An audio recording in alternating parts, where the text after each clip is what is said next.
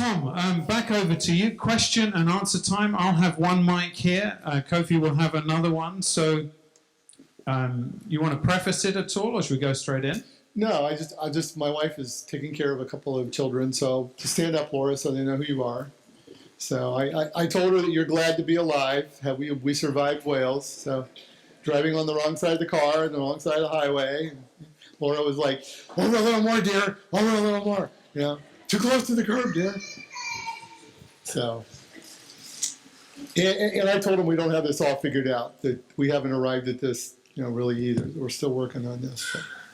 But, so, anyway, I just want to make sure you knew who she was, and anything you want to say? We're just glad to be here. Good. All right. Okay.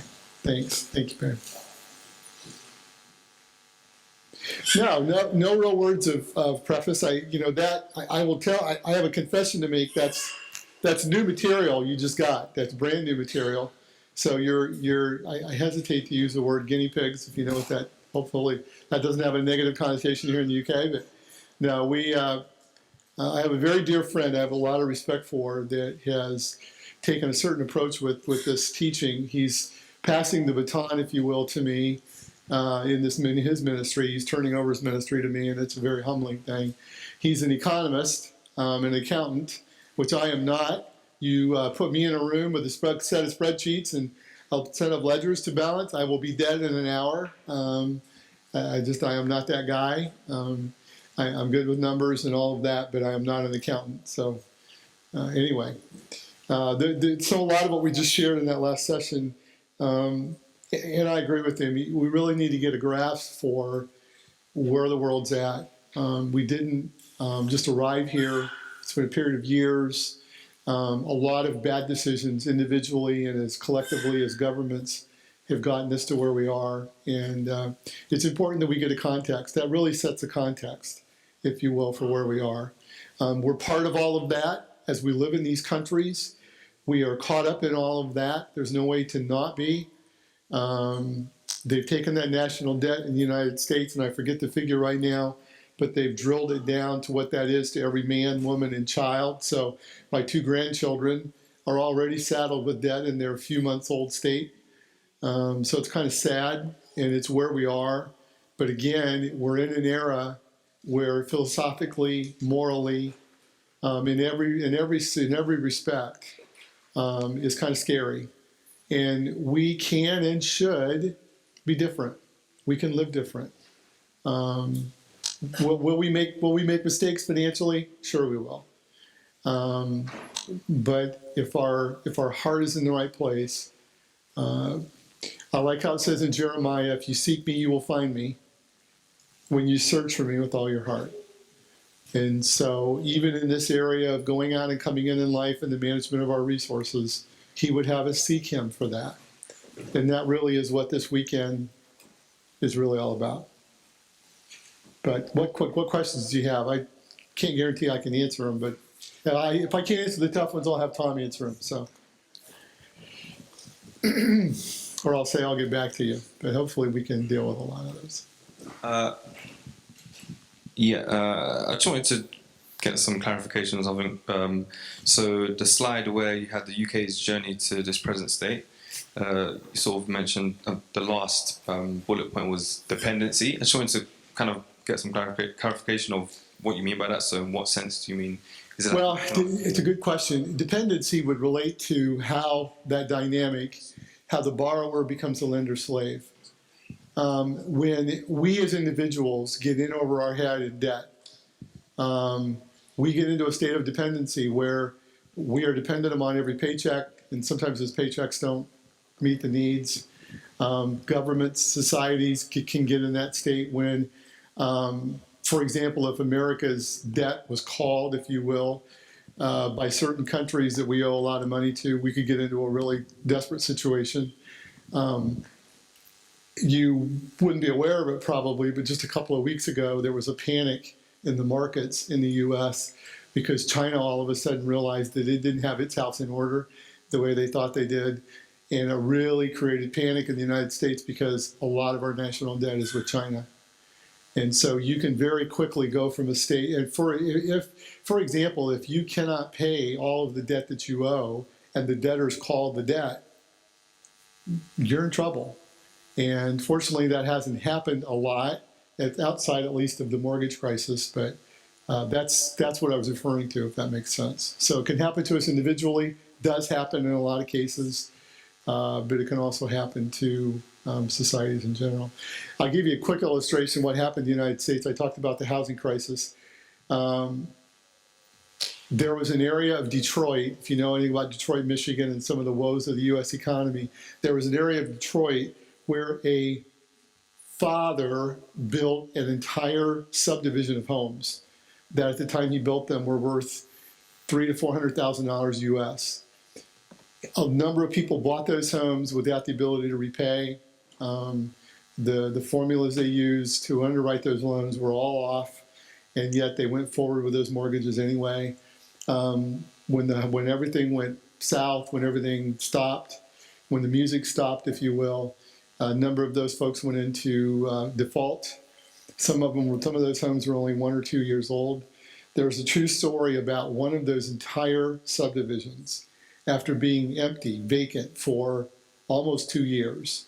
And vandals were going in there and wreaking havoc on the building. Some of them were being set on fire. Now, keep in mind what I just said. A father had built those homes. One of his sons went into demolition as his business. The son went in 3 years later and tore them all down. There was an entire area of Detroit that was true of. So it's just those people got into a state of dependency. They couldn't, they became dependent upon their circumstances and where they were.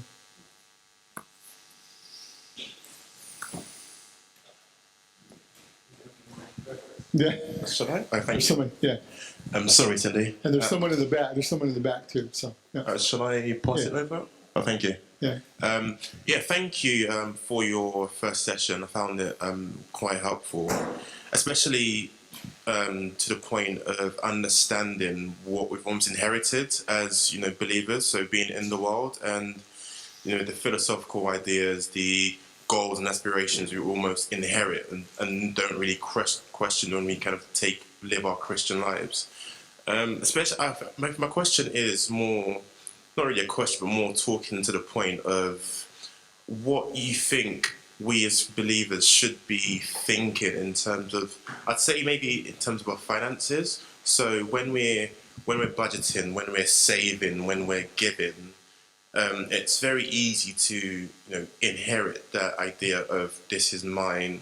Okay, and I've given 10% to church, so that's me done for the month, let's say, and so it's almost the rest of it is for me to spend on my holiday or my this or my that or even saving. So in terms of kind of practical kind of almost guidance, what kind of thoughts do we need to have as Christians in terms of serving others, in terms of living our lives, finances in a way that reflects the fact that it is not our own?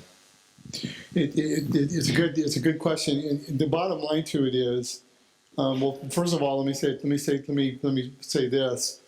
The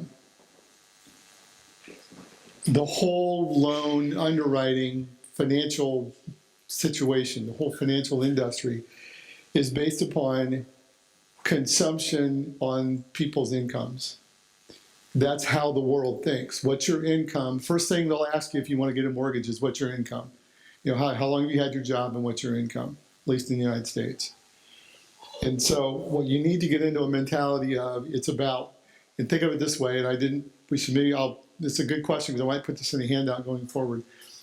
Christians ought to approach their finances as earning, giving, saving, and then spending. And what I just described gets that all out of whack, because the loan underwriting, a lot of the financial markets are based upon you earning and then spending. And then if you have anything left over, which you usually don't, when you get those out of balance, saving and then giving if there's anything left at all. I can tell you in the United States, the average giving percent is around 2 to 3%. And the scary thing about that percentage is not all of the first dollar, if you will, is going to the local church. a lot of the first dollars are going to a lot of different ministries, when the reality of it is the local church is suffering that they're a part of. So I would say, first of all, get things in order. But then to the broader question that you asked, develop a mentality as a believer.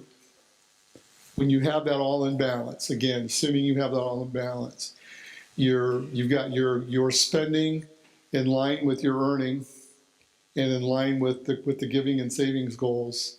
And some recommend, for example, live on 80%, save 10, give 10, save 80, or I'm sorry, spend 80. Increasingly in the situation we're getting into in the debt crisis, have more savings. So maybe if you can do it, bump that saving up a little bit. But always recognize, here's the thing, always recognize that your level of blessing, materially, financially, isn't necessarily so you can just do nice things for yourself. Okay? Now, is there anything wrong with doing nice things for yourself? Of course not. I know a lot of individuals, very godly individuals, who are incredibly well off, who can do very nice things for themselves. God bless them. That's a great thing. Recognize as a general principle that God blesses you. Maybe he gave you that bonus, he gave you that money from nowhere because there's a need that he has carved out for you to meet. And the person that gets blessed, who really gets blessed when I meet Tom's needs in that illustration I gave, isn't Tom. Yeah, Tom and Donna are eating for the first time in a week or two. But who really gets blessed is me. We won't take time to really dig into this, and it'll be something I'm sure Tom will be covering. But 2 Corinthians 9 tells us, study out 2 Corinthians 9. There's an incredible amount of truth there. But in 2 Corinthians 9, there's a phrase there that by participating in the lives of others, by giving to this church, to the needs of others, God will make all grace abound to you, so that you, having all sufficiency in all things, may abound to every good work, may have grace and may abound to every good work. Now, will you, the TV evangelist, send us $50 and you'll get 5,000? Right. Doesn't work that way. Sometimes God will give back. Sometimes when we give materially, God will give back. But he will always give back in the grace that we experience. So not to go on with the answer, but that's the broad principle. Just realize you don't own any of this stuff. Keep your spending in line with your overall scheme. Keep that all in line. Avoid the temptation to get it out of line. It was laughable if what they told us we could have afforded in a home. We moved to California. There was Laura and I bought a home, I could tell you, much less than what we might have on paper been able to afford. And that wasn't because I'm making a lot of money. It's just because their formulas are so incredibly out of whack. Laura and I agreed when we moved out there, we're going to travel a lot for ministry. We're going to be involved in the lives of others. We're going to be doing a lot of this. We're never going to be here. And we don't have anybody. The kids aren't going to want to come. My youngest son and his wife don't travel out. Probably not going to see them very often. We're not going to have a lot of people in and entertain. We have a very modest but very nice 2-bedroom, 2-bath condo. That's all we need. So that answers your question. That's the broad principle. It's just getting a hold of the fact that, okay, I'm doing well for myself. That's great. Then maybe you're the one that will help GraceLife London get over a shortfall. Maybe you're the one that when someone does have a need here at GraceLife London, you can help meet. Whether formally through the church or informally, you become aware and you just go to that person and say, I got this. Don't worry about it. Maybe you put a check in the mail anonymously. People don't even know where it came from. Did that answer your question? Yeah. Yeah.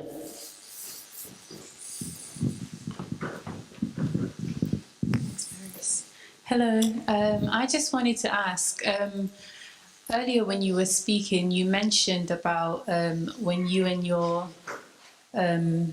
wife were looking into getting a mortgage, that you requested that the bank took your giving to the church into consideration upon them making a decision in terms of how much they're able to borrow or to lend you. And I just wanted to know what motivated that, what caused you to have that desire, for them to actually take your earning into consideration, not just what you were spending on other things, if that makes sense. No, it does make sense. And and believe me, when I use that illustration, it is kind of out there, because I don't know a lot of people that have done that.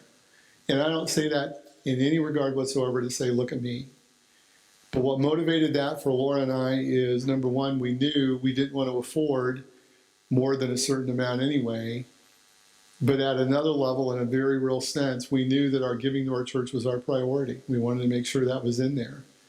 And so in spite of what the underwriters, the formula might have otherwise said, we knew what our goals were.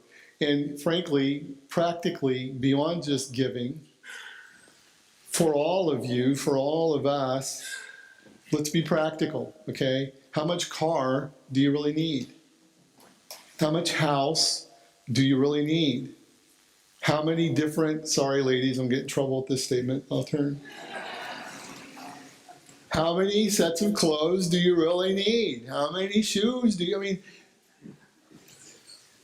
you pick the criteria, and I'm not trying to create, this is going to create conversations on the way home. I can see it. See? Told you. And I could go on, but I'm going to shut up because I'll get myself in trouble, because Laura will listen to this later and I'll get in trouble with her. But no, seriously, it's a broad consideration that you just need to make. And again, everybody needs to make their own decision. I travel quite a bit by car. I've got some issues. I've got a fused spine. I've got an artificial hip. I can't drive just any car. You put me in a little Fiat, you'd never get me out of it, When I rented a car to drive to Wales, it wasn't one of those, like use a shoe horn to get me in and out and get me out of it. It would have been laughable to see me get in and out of one of those cars. But seriously, just in a very practical way, that's where everybody, every individual here, every couple here, every family here has to make that determination for themselves. It's a little bit like 2 Corinthians talks about when it comes to giving. Let each of you give as he has purposed in his heart.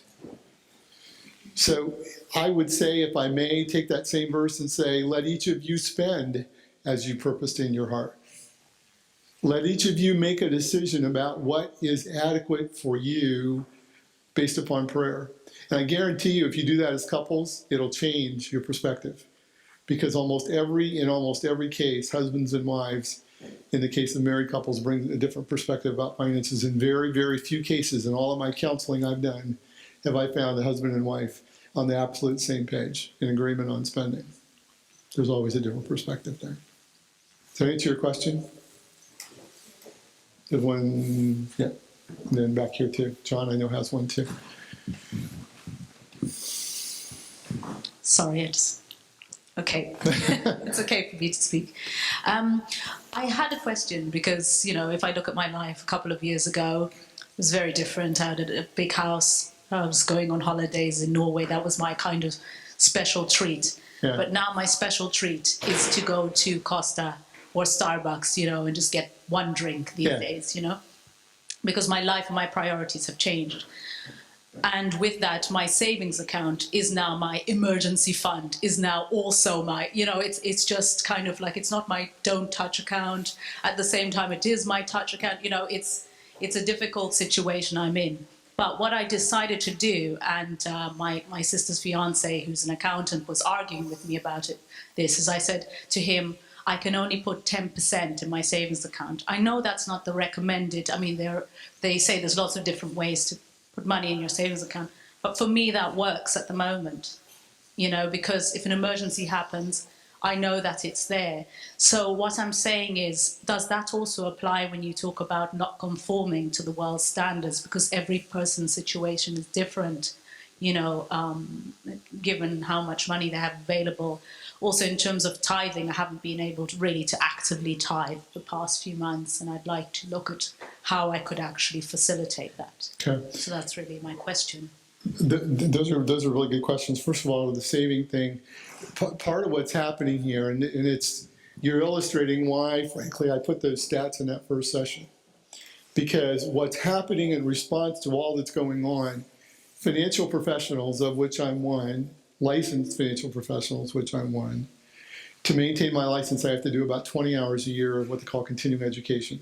So I have to get immersed in something, and I now do my continuing ed in a certain vein by design because of what I do with elder law and some of those things. But I can tell you that financial professionals are more and more now being given tutelage, being encouraged to encourage people to save more because the savings rate is so horrible.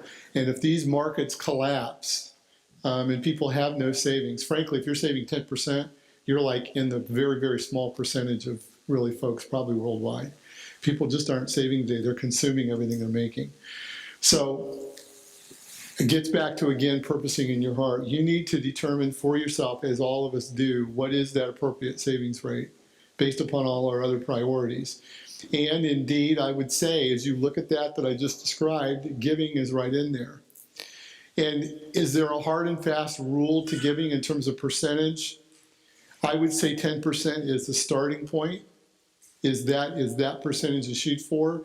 In your handouts is some budget worksheets, and what I didn't mention that we'll get to that at the end of the next session. But at the end of the next session, we have some budget worksheets, and they have a 10% figure in a couple of those. I also have a spreadsheet if you're an Excel person and you want to use it in Excel. There's a 10% formula not built into the spreadsheet. You can change it, obviously, it's just a macro. But 10% is a good starting point, but really giving, and Tom, you can chime in here, really giving is more about how grateful are you for the work of God, for the work of grace God has done in your life. Just how grateful are you for that? And by extension, not that you give expecting to receive, but that dynamic I just quoted about God will make all grace abound to you. Just how much grace do you want in your life? Just how much do you want God to do for you in response to what you've done for others, beginning with the local church that you're fed in? This is where you're fed. This is where you get your fellowship. This is where you get your accountability. And Tom didn't pay me to say this. But Tom's down there, preach it. But it is a travesty today what's happening because, I say this carefully, organized religions, you would be amazed the amount of money they have. There is one organized religion that will remain unnamed, but I can tell you that you have to submit your tax returns essentially at the end of the year, and they send you a bill for 10% of your adjusted gross income. If you own a business, you get a bill for 10% of your. Tom and Donna are making notes over here. That's a good idea. But that organized religion, Laura and I were walking around London yesterday. We saw two of them on street corners. Two organized evangelistic groups. So I just probably gave away who they are because you probably have seen a lot of them. But the money that they have is unbelievable. And I'm sorry, but can you imagine the difference that this church could make, that we as Christians collectively could make if we got the gift of giving, we got the grace of giving, and we gave the way we should? In my leadership section that I do with churches, one of the things I challenge church elders with is to consider where their giving is, and is it in line with what they believe to be the median income of their church. Now, that's not to say that they're going to then go out and beat their people up. But what it is to say is that they will look then at the ministry that they feel impressed to pursue, and before they say we can't, based upon what giving patterns have been, they'll say, no, we believe we can. And they'll cast a vision for that ministry before the church, that the church can then say, we get it. That's what we want to be about. That's what I want for my children. That's what I want for my wife. That's what I want for my family. So what is that percentage and where does giving fit in? It's in that grand construct, to some of the other questions that have been asked. What do we want to afford? How much do we need to afford? Where are our priorities? And irrespective for the moment of what the world says we need, maybe totally indifferent to what the world said we may need. I mean, drive down the highway. Driving here from London, even just didn't drive in, thankfully. Laura's thankfully didn't drive into London. We had a taxi. But the billboards in some of the bigger cities you go into, they'll tell you what car you ought to drive. They'll tell you what kind of house you ought to live in. They'll tell you what kind of a piece of furniture you ought to sit on. All of those kinds of things.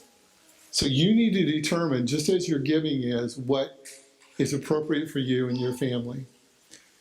But you can't outgive God. Right, Tom? You cannot outgive God. And sometimes God will call you to do things, I say this carefully, that don't make sense. He'll call you to make decisions that will cost you more than some might say you ought to try to afford. But if you believe God's in it, you need to do it. Laura and I first moved to a role like this in Pennsylvania during that housing crisis in Michigan. You don't even want to know what the amount of money we lost on our house in Michigan. And it took us a little bit to sell it. I wasn't one of those stories I've told Tom and Donna where people say, yeah, I made this decision and God sold my house in 2 weeks. I hear those stories and I go, I didn't hear that. But you need to do things at times that God, you can't, as we say, can't explain them, but it's just something you're supposed to do. That's a long answer to your question, but it's obviously something I'm pretty passionate about because it grieves me. We went through some of this in this large church. Tom mentioned a little bit of my background.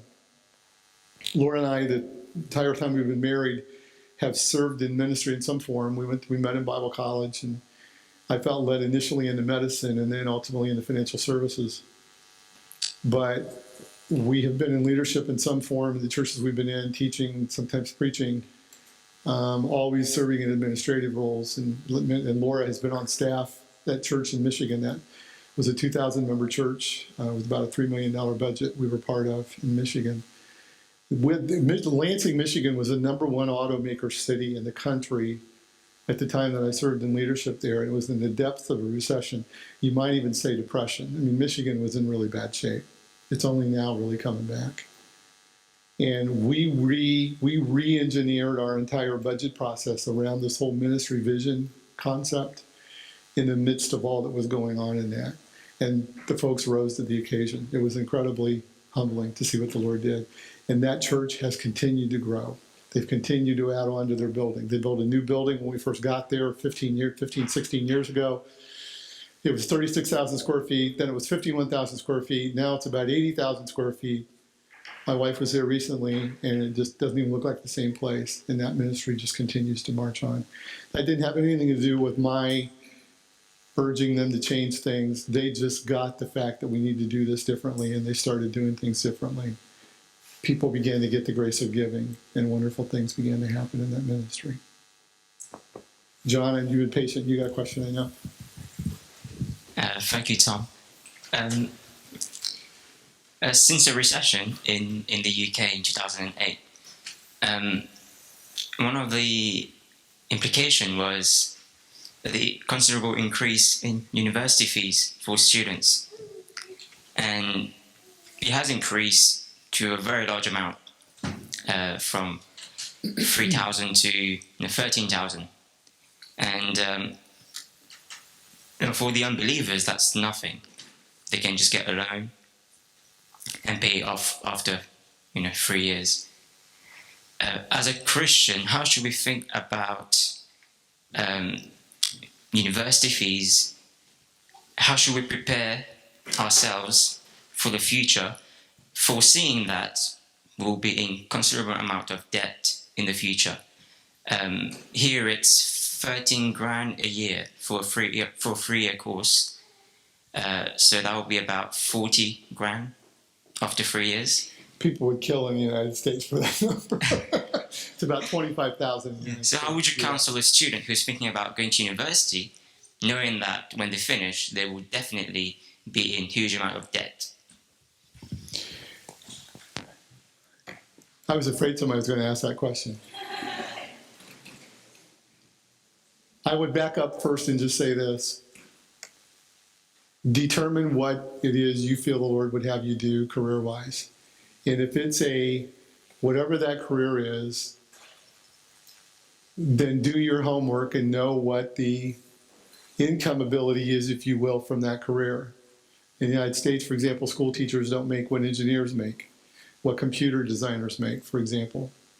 So the type of work that you feel impressed of the Lord to pursue, and there are a lot of worthy vocations. By the way, Tom is not the only minister in this church. You knew that, right? Tom equips you on Sunday noon and then sends you out to be the ministers of this church. So every legitimate form of work that you set your hand to is a way for you to serve the Lord, and a unique way to serve for the Lord. You can reach people that Tom will never meet. You can have influence on those people that Tom will never have any influence on. So there are a lot of legitimate forms of work out there that are often called secular. I hate that word, because in the Christian life, there are no secular realms. It's all Christian. It's all biblical. It should all be controlled by the Word of God and be informed by our faith. But find a career that makes sense to you, that you feel impressed to pursue, and select the right school to prepare you for that. Both of my boys and their wives, my daughter-in-laws, are engineers. Bright of all. I think my boys are from a spaceship or something. I don't know where these guys got all their smarts. But I know they picked the school that they picked in part because they felt that was the school that would best prepare them for what they wanted to do.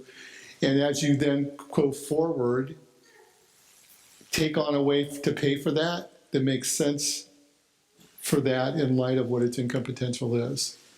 So, for example, would it be wise to go to a very expensive school? And I'm not downplaying the concept for the moment, but just for illustration, to go to a very expensive school for a lower paying profession? Maybe, maybe not. Particularly if you couldn't afford it, maybe not. But pick the school that's the best. Be wise about how you do that. Make sure that you're going to be able to pay that debt back in a reasonable time frame before you move into that situation. That's not always universally true. Well, there's a lot of dynamics, which is why this is not a black and white area. Family circumstances play a big part in that. Where a family's at plays a big part in that. But that would be what I would say would be the overriding principle. Is that a fair answer? Good. Yeah, in the back here. Yeah. Whichever. Yeah, there's one in the back, one there. Okay. Hi, I'm not sure if you answered this question already. I have two. The first one is, some people believe in tithing, some people don't, but the New Testament says that the Lord loves a cheerful giver. So my question is, how much of our money should we be, not to say that you need to give £100 a month, for example, but how do we inform what we give to church? Because some of us could have grown up in churches where, giving £10 was a lot of money, or some of us may not have even grown up in church to even think about giving externally. So we may come to a different church and think, oh, £50 is a lot of money. But that may not, I'm not saying it doesn't, but that may not make a dent in the church budget. So my question is, how do we give to the point where it can actually make a difference in the church? That's the first question. And the second question is, so it's clear that you do encourage saving, but how do we save to the glory of God? Because it's very easy for us to save and say, this is money that I don't touch, but our church is in need. But I don't touch that money, it's my savings. For us to have that mindset, how do we save? How do we be a good steward of our money in terms of saving, but do it to the glory of God so it's not an idol? Tom, you want to answer that? No. Well, and I will let Tom chime in here a little bit. I will say that there is not necessarily a percentage to what you're giving ought to be necessarily. It really is a function of what you believe God, what you would have God do in your life. It's really a function of your gratitude for God's work of grace in your life. 10% is often a number that's thrown out. And people talk about the Old Testament system of giving. Be careful when they throw out the Old Testament system of giving, because in the Old Testament, essentially the way the Israelites gave in the Old Testament, particularly in the Levitical system, it was the taxation system, really, for lack of a better analogy. And their giving was in the neighborhood of 25 to 35%, which, for example, in the U.S. is about what our income tax is when you consider all forms of taxation. It's about 25 to 35%. So if you're going to say you need to be an Old Testament giver and give by Old Testament patterns, you're going to be giving to a 25 to 35% level. The reality of it is, tithe by definition means 10%. And 10% is always a good starting point, but how much is that what you abide by, and or should you be giving more if you are able? And to the question, how much would this church be impacted by of your giving? This church will be impacted, I know Tom would say, by what you feel able to give and impressed of the Lord to give and what you purpose in your heart. And I can guarantee you that as you begin to give, what I always tell young couples when I'm first counseling them who are into, particularly those that are in some dire straits financially, I've counseled a lot of couples that are so upside down, it's not even funny. I encourage them to start somewhere. Start giving something. As you get that all in line, begin by starting with something, some number, some percentage, and watch the Lord bless, watch the Lord work in your life, and as a couple, pray that through and allow the Lord to impress upon you increasing levels of giving as He has enabled you. I understand there are a lot of individuals who there's a level of giving that they're always going to be able to do because of where they are. But at the same time, I also know that I've said you can't outgive God. You can never get into a situation where you've given God more than He's able to bless you back for having done so. And the whole concept of saving, it's a tough one because we do need a level of emergency saving. It's not wise to no one would jump out of an airplane without a parachute. And in this particular situation we're in right now, it is important that you have some level of reserve. Now, if you're in an enviable position where you have very little debt, like no mortgage and your emergency reserve needs obviously are much lower. But things like life insurance and emergency saving are all based upon a percentage of what your current budget is. And that, by the way, is a place to start. Again, as I mentioned earlier, not to beat it up. But having a budget, knowing what your priorities are, and agreeing on those priorities is really where it all begins.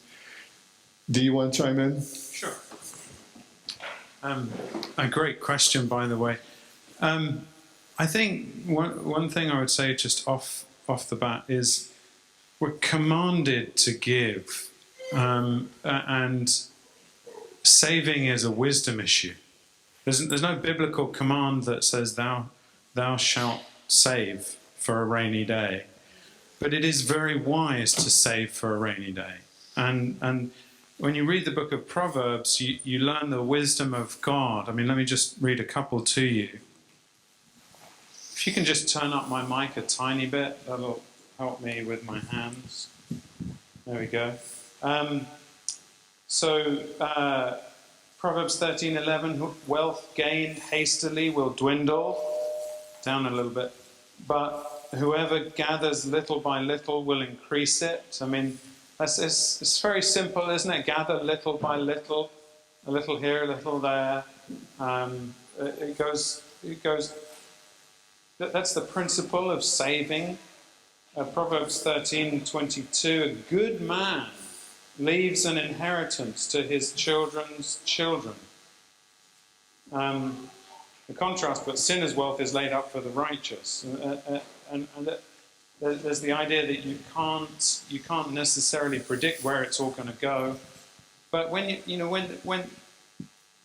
you look at the Bible, the principle of saving, to leave an inheritance, to pass on something to others, not just saving so that you can enjoy it in your retirement, but even saving so that you can bless others who follow you, that's seen as a good thing. It's seen as something which wise people do. But again, I'd say we're not commanded, you must. But I mean, if you go to the New Testament, I very rarely mention this because it seems so self-serving. But Galatians 6:6, thankfully it's not Galatians 6:6:6, but Galatians 6:6 says, one who is taught in the word must share all good things with the one who teaches.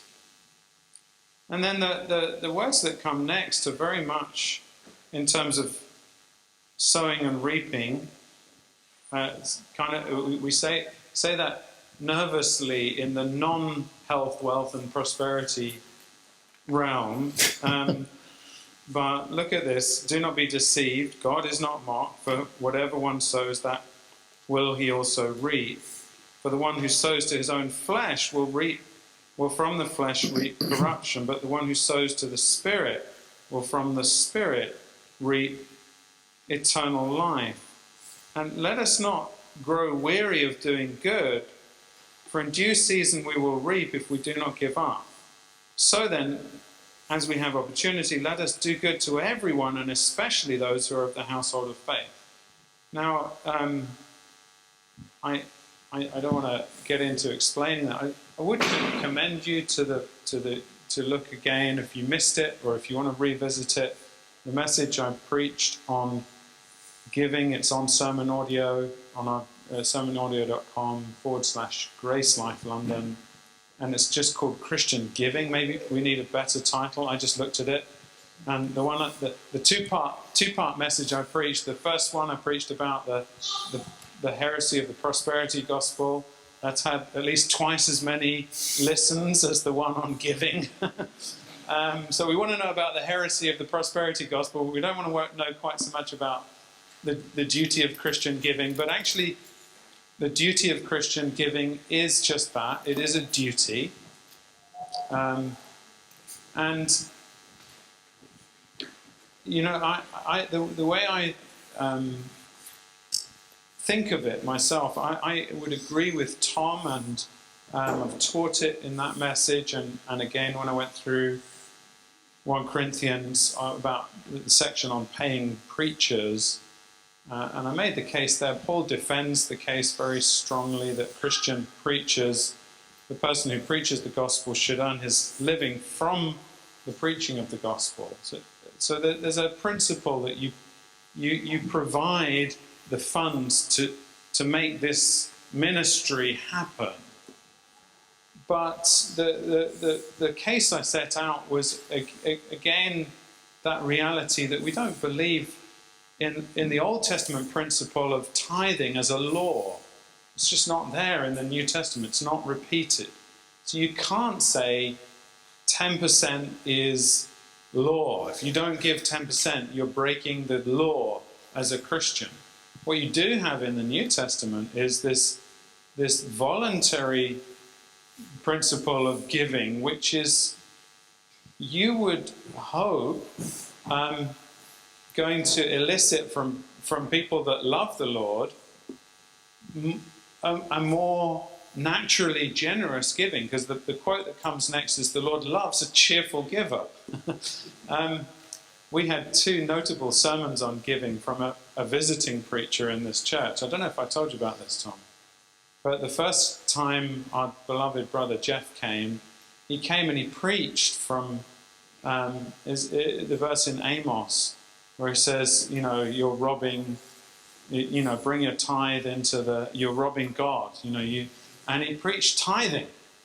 And I said to him afterwards, this is going to be awkward because I don't teach tithing. We're going to do a Q&A together now. I don't believe that the New Testament teaches tithing. So we had an awkward Q&A. And anyway, he went away and studied it, came back another... But the irony is, after that message, the giving in GraceLife London went up. It went up notably. So no pressure on me, right? So. Oh, I mean, it was a Thanks for bringing that up, Tom. I appreciate that a lot. Well, the thing is, he came back the next year having studied it out, and he preached another message on grace-driven giving. And the giving went down. Now, I haven't announced that before, but that was a reality check on where we were at GraceLife London. How much grace we really felt. You know, the way the New Testament puts it is so lovely. You know, it's the one who's been forgiven much, loves much.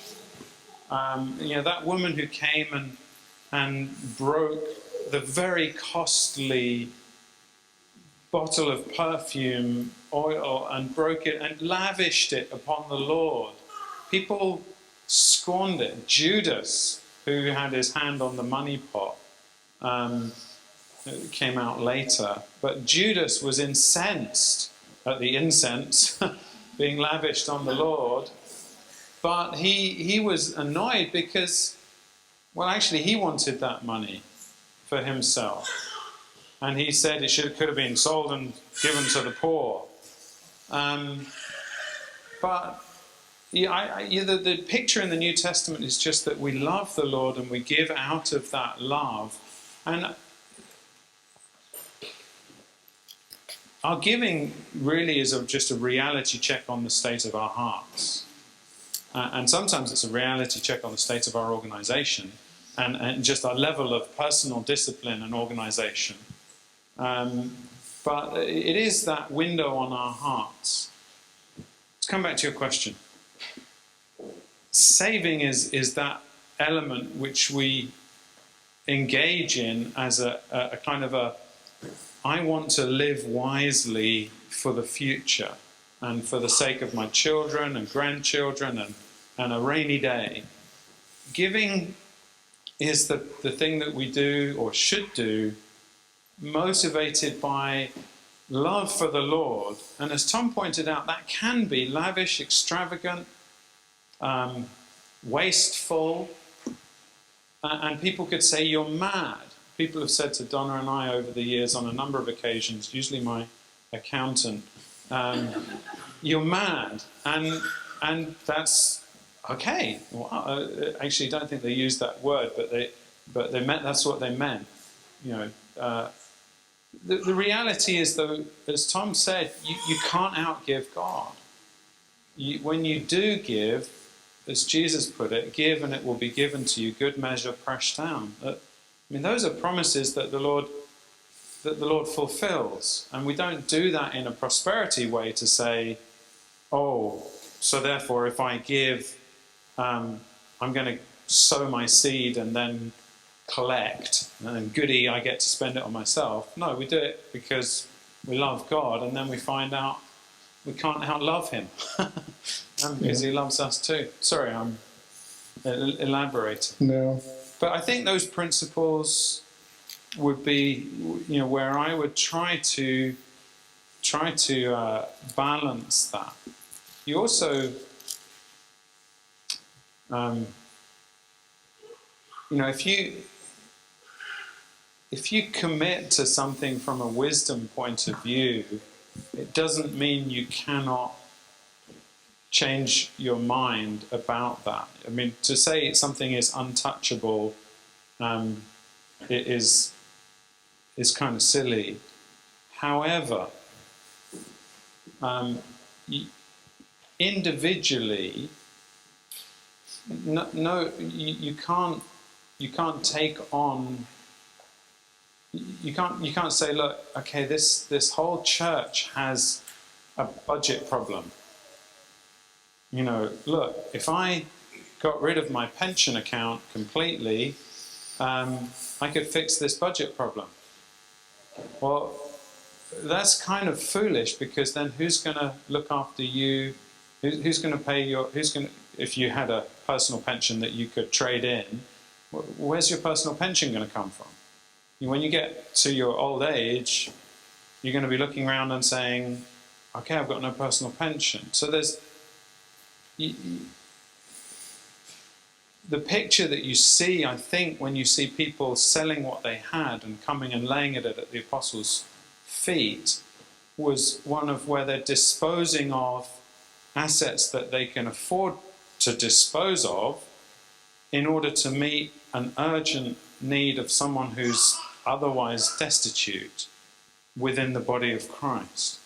Not a picture of people who were making themselves destitute to meet the daily budget of their church, if that makes sense.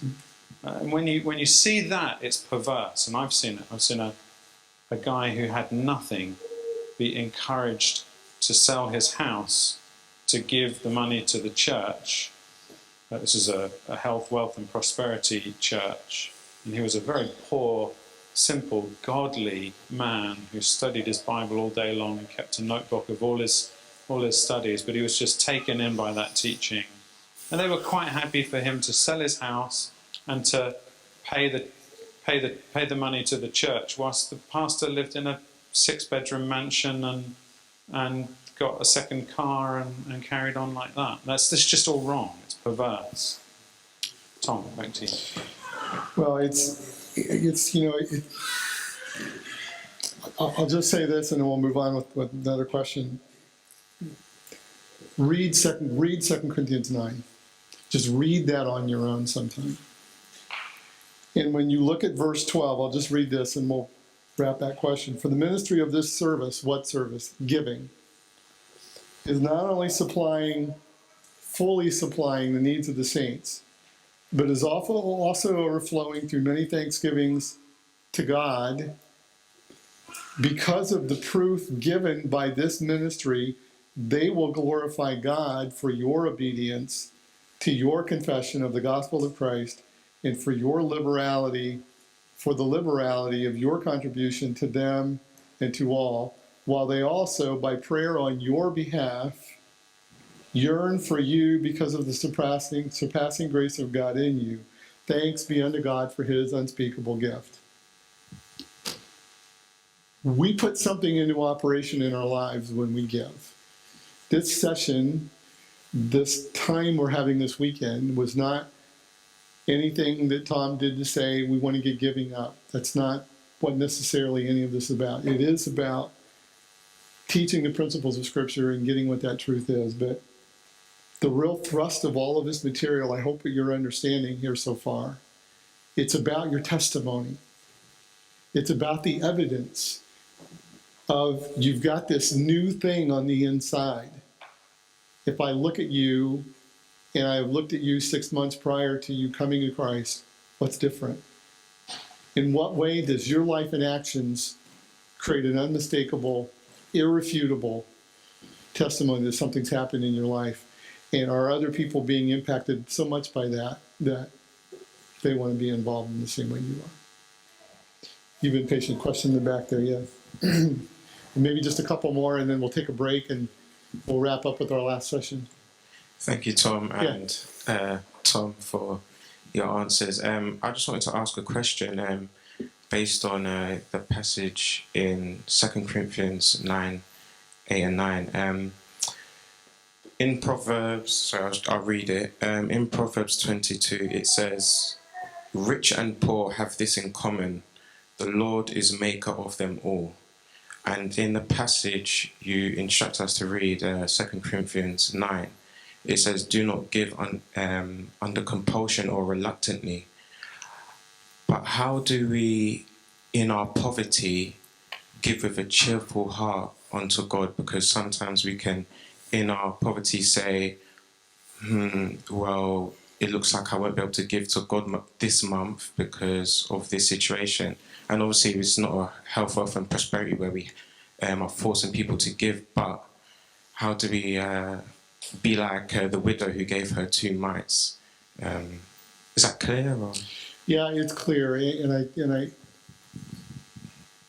I guess I would respond to this way, and I would say giving is something you learn. It's one more thing you learn to do. You don't arrive overnight at a lot of the principles we're talking about this weekend. What we're about to talk about in the next session, a lot of these truths, the reason I've given you a handout with the verses is you need to really take it home and study it on your own, and as couples and as families and maybe as small groups. Because a lot of these principles you're not going to arrive at overnight. And what's going to be right for you may well be different for somebody else, and vice versa. 2 Corinthians 8 says, each of you give as you are able. They gave, the Corinthian believers were encouraged to give as they were able.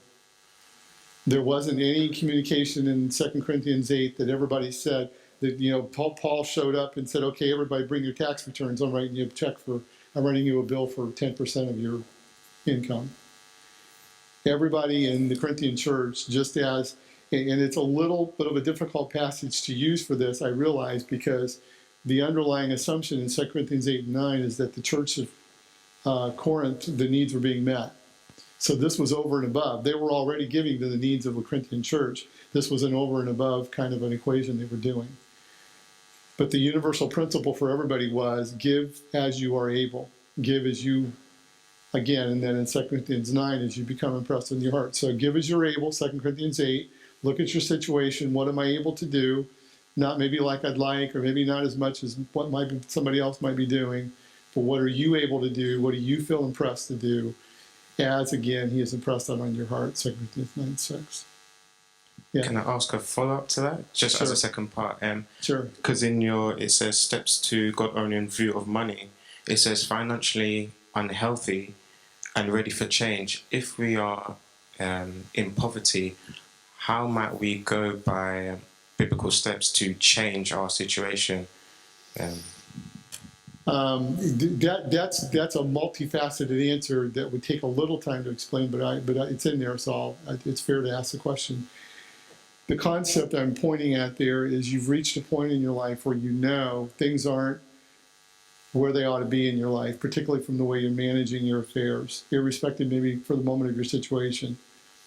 But as you look also, for example, the book of Proverbs, I heard someone say, God feeds the birds of the air, but he doesn't throw it in their nest.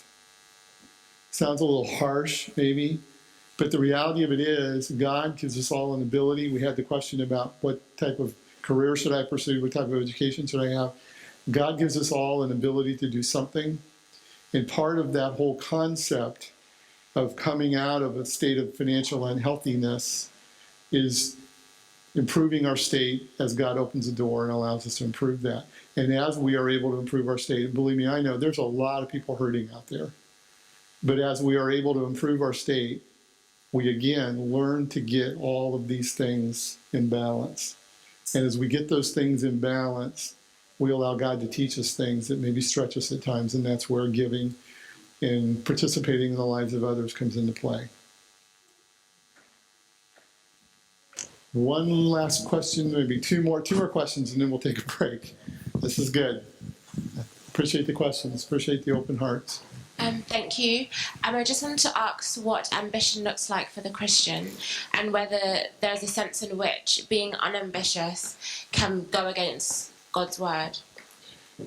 Say that question one more time. Sorry. So I wanted to ask what ambition looks like for the Christian. Okay, good. Thank you. And whether there's a sense in which being unambitious can go against God's word. Proverbs talks a lot about the lazy, which by implication, by the word's implication, the unambitious, often describes, for lack of a better analogy, as Scripture would paint it, how an ant gathers food for the winter. And when you've lived in northern climates like Laura and I have in Michigan and Pennsylvania, where it's like Antarctica 6 months of the year, you get the meaning of that verse. But ambition, appropriate ambition, is about doing diligence by your situation and, for example, by your family. Doing the things you need to do to make sure that your family is cared for.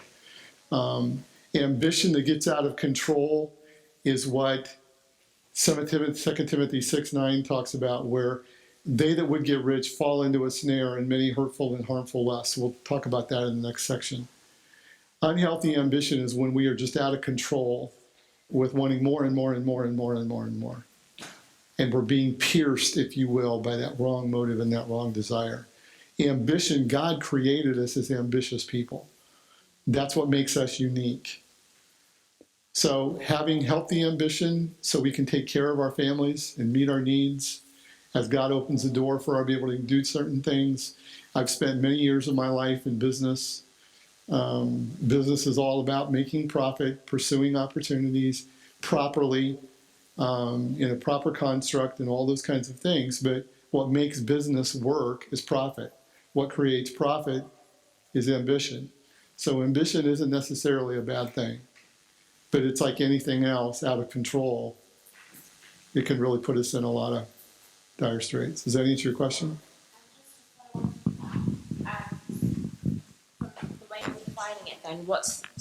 From the way you're defining it then, what's the difference between being hardworking and being ambitious? Is it the same thing? I would say they're the same thing. I have known, I've been blessed to know a number of very godly businessmen. I worked for one. And he was very hardworking, and yet he was very ambitious. And I would say those words, they are different words, but I would say they're very closely parallel. Because ambition arises from a work ethic. Ambition arises from a desire to change our situation and to improve our circumstances. So you can't be ambitious and not be hardworking. And you can't be hardworking and not be ambitious, because ambition is what partly drives the work ethic. Does that make sense? Yeah. Does that make sense? I've been blessed to be raised by parents who were very hardworking and ambitious in that sense, but they got that things shouldn't get out of control. I had an uncle who was both hardworking and ambitious, and got a little, maybe too ambitious at times. We were very close.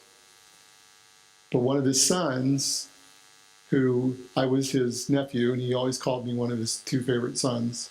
He had 3 sons, and then he had me as a nephew. And he often called his namesake and I his favorite sons. This other son, true son, was hardworking, but overly ambitious. And he had a very tough end of his life. That's all I'm going to say. So it is very possible to get those two out of sync with one another, but I would say they're very closely parallel with one another.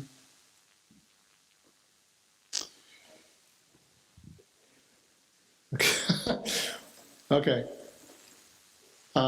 2 more, and then we'll take a 10-minute break. Thank you. Thank you, Tom.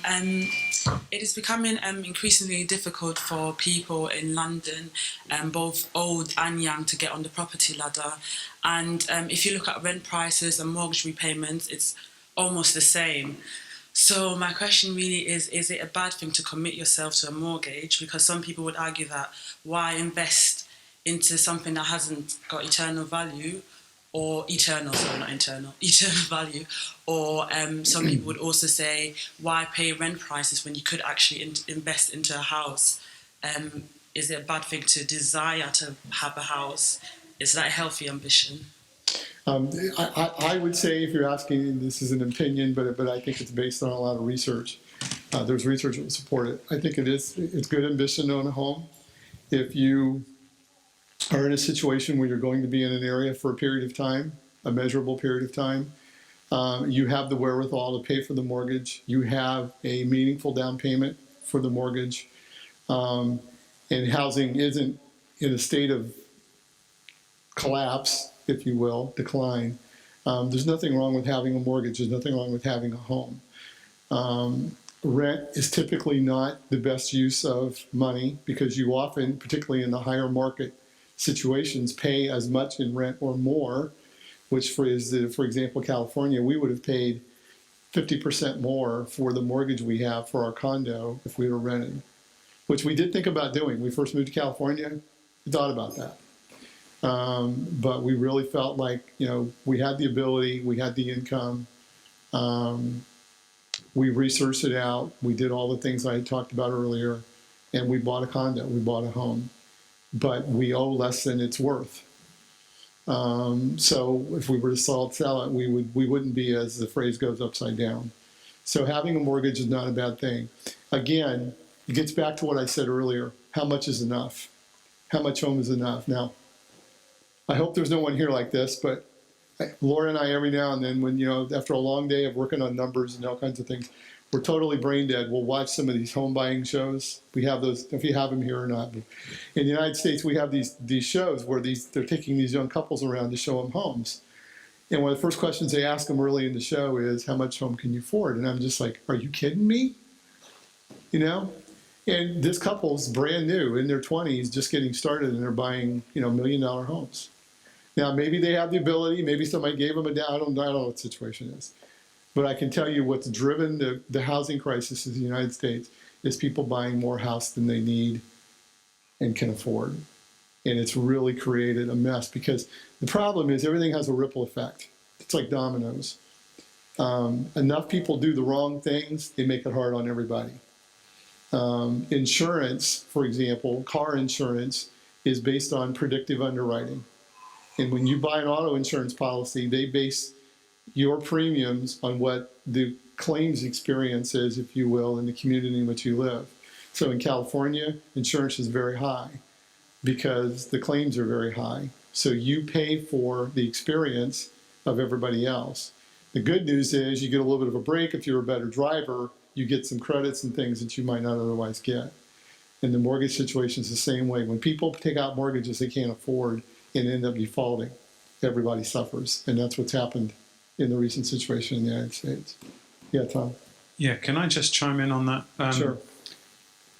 Please, please, please, if you're thinking about buying in London, do one thing.